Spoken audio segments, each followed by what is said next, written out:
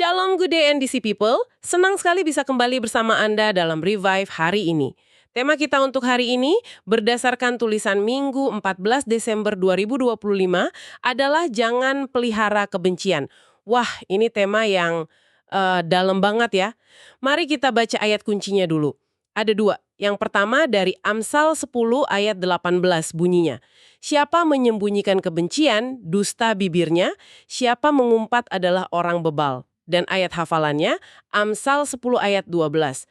Kebencian menimbulkan pertengkaran, tetapi kasih menutupi segala pelanggaran. Oke, mari kita bedah ini.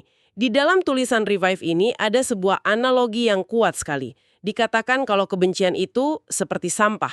Kalau kita biarkan menumpuk, wow baunya busuk dan akhirnya mengundang hama, kayak lalat dan tikus. Kita semua tahu kan betapa nggak enaknya dekat tumpukan sampah. Betul sekali. Dan yang menarik di sini adalah bagaimana tulisan ini menghubungkan sampah internal ini dengan tindakan kita di luar. Jadi, buah dari kebencian itu disebutnya adalah gosip dan fitnah. Oh, jadi nggak cuma diem di dalam hati ya? Nggak bisa. Dia pasti keluar. Dan akhirnya mencemari lingkungan di sekitar kita. Kayak bau sampah itu tadi. Nah, disinilah bagian yang sangat menarik buat saya. Penulis Amsal ini bahasanya tegas banget ya. Orang yang menyembunyikan kebencian itu langsung disebut sebagai Pendusta. tepat, pendusta. Kenapa ya ini dianggap seserius itu? Karena ini soal integritas hati. Tulisan ini menekankan, di zaman sekarang ini kan orang cenderung menyembunyikan motivasi aslinya. Luarnya senyum, tapi hatinya penuh kebencian. Nah, ini yang jadi peringatan serius buat kita. Karena kita tahu dusta itu adalah kekejian di mata Tuhan. Jadi ada kesenjangannya antara penampilan luar kita dengan kenyataan di dalam yang kayak tempat sampah tersembunyi itu. Persis, itu gambaran yang sangat pas. Oke, kalau gitu apa artinya semua ini bagi kita? Bagi Anda yang mungkin sedang mendengarkan.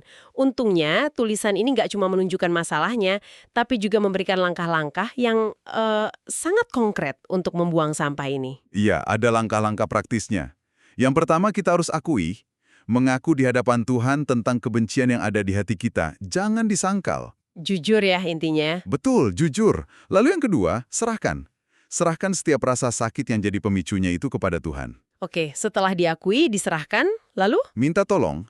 Kita minta pertolongan Roh Kudus supaya kita dimampukan untuk merespons dengan kasih Kristus, bukan dengan kebencian lagi. Jadi kita butuh kekuatan dari luar diri kita sendiri ya? Betul. Tentu. Dan yang keempat ini, bertindak. Ini bagian aktifnya. Kita mulai mendoakan orang yang kita benci. Sebut namanya. Minta berkat dan kebaikan Tuhan turun atas dia. Wah, ini yang paling sulit kayaknya. Memang, tapi disitulah kuasanya. Dan yang terakhir, yang kelima, hentikan. Hentikan setiap percakapan yang mengarah ke gosip dan fitnah tentang orang itu. Langsung putus, jangan dilanjutkan. Jadi ini bukan cuma soal berhenti merasa negatif ya? Bukan, ini lebih dalam dari itu. Ini tentang secara aktif mengganti yang negatif dengan tindakan positif, mengganti kebencian dengan kasih dan doa. Jadi pada akhirnya kita semua diberi pilihan ya, apakah kita mau membiarkan hati kita jadi tempat sampah yang tersembunyi itu, yang bau dan kotor?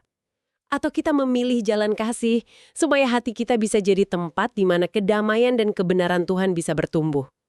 Terima kasih telah bergabung dalam Revive hari ini. Untuk bergabung dengan Core NDC, Anda bisa mengunduh aplikasi NDC di Google Play. Tuhan Yesus memberkati.